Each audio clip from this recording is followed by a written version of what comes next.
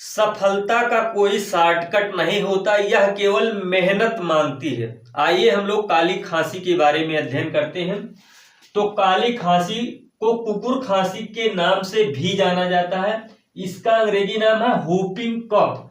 यह जो है बोर्डेटेला पर्ट्यूसिस और हीमोफिलस पर्ट्यूसिस के नाम से जाना जाता है। यह बैक्टीरिया जो होता है बोर्डेटेला और हीमोफिलस, यह जो है 2 वर्ष से कम आयु के बच्चे को इसके जो श्वसनांग होते हैं उसको प्रभावित कर देता है और इस रोग में डीपीटी का टीका दिया जाता है, डिप्थीरिया पर्ट्यूसिस टिटैनी।